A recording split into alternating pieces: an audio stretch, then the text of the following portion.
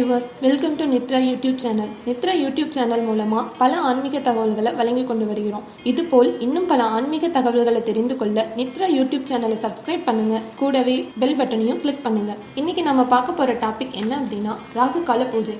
நவகோள்களில் ஒன்றான ராகுவின் அதிதேவதை பத்ரகாளி எனப்படும் துர்கையாகும். ஒவ்வொரு நாளும் 1:30 மணி நேரம் ராகு காலமாக கருதப்பட்டு வருகிறது. அந்த ராகு காலத்தில் ராகுவின் அதிதேவதையாகிய ஸ்ரீ துர்கைக்கு நறுமண மலர்மாலை அணிவித்து தூப தீப நைவேத்தியத்துடன் வழிபாடு செய்வதன் மூலம் கிரக தோஷங்களிலிருந்து விடுபடலாம். செவ்வாய்க்கிழமை ராகு காலத்தில் மஞ்சள் நிற பூக்களான தங்க அரளி, சாமந்தி, நந்தியாவட்டை ஆகியவற்றை அர்ச்சனைக்கும், மஞ்சள் நிற வாழைப்பழம், பலாச்சுளை, மாம்பழம், மஞ்சள் வண்ண வெண்பொங்கல், எலுமிச்சை சாதம் ஆகியவற்றை நிவேதனத்திற்கு பயன்படுத்தி ஸ்ரீ துர்க்கையை பூஜிக்க வேண்டும். எலுமிச்சம்பழங்களை கோர்த்த மாலை அம்மனுக்கு விசேஷம். செவ்வாய்க்கிழமையன்று நல்ல மஞ்சள் நிறமுள்ள 5 எலுமிச்சம்பழங்களை எடுத்து 2ஆக வெட்டி சாற்றை அம்பாளின் திருவடிகளில் பிழிந்துவிட்டு எலுமிச்சை தோள்களை எதிர்ப்புறமாக மடக்கி கிண்ணம் போல் அமைத்து அதில் சுத்தமான நல்லெண்ணெய் அல்லது நெய் ஊற்றி திரியிட்டு அம்மன் சந்நிதியில் வைக்க வேண்டும். இவ்வாறு 5 எலுமிச்சை மூடிகளின் மொத்தம் 10 விளக்குகள் செய்யலாம். அதில் ஒரு மூடியை தனியே வைத்துவிட்டு 9 விளக்குகளை மட்டும் அம்மன் சந்நிதியில் வைக்க வேண்டும். ஆயுள் பலம் பெருக நல்லெண்ணெய்க்கு பதில் இலுப்பை எண்ணெயை பயன்படுத்தலாம்.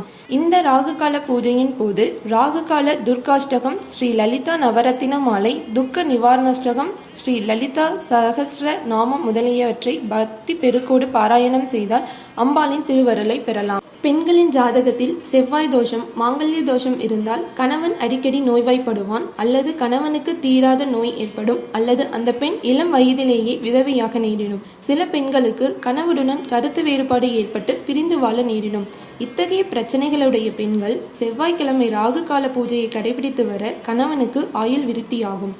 ஜாதகத்தில் புத்திர தோஷம் இருந்தால் குழந்தை பாக்கியம் இல்லாமல் போகும். அடிக்கடி கருச்சிதைவு உண்டாகும். பிறந்த குழந்தைகள் அற்ப ஆயுளுடன் இருக்கும். இது போன்ற பிரச்சனை உடையவர்களும் செவ்வாய்க்கிழமை ராகு கால பூஜையை செய்யலாம்.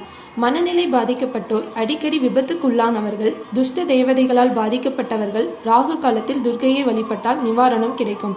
ஆண்கள் செவ்வாய்க்கிழமையன்று விரதமிருந்து ராகு காலத்தில் துர்க்கையை வழிபட்டால் கடன், நோய், தொழில் இடையூறுகள் போன்ற தொல்லைகளில் இருந்து விடுபடலாம். ஓகே வியூவர்ஸ், இன்னைக்கு நம்ம ராகு கால பூஜை பற்றி தெரிஞ்சுக்கிட்டோம். இந்த வீடியோ உங்களுக்கு பிடிச்சிருந்தா லைக் பண்ணுங்க, கமெண்ட் பண்ணுங்க, உங்க ஃப்ரெண்ட்ஸ்க்கும் ஷேர் பண்ணுங்க.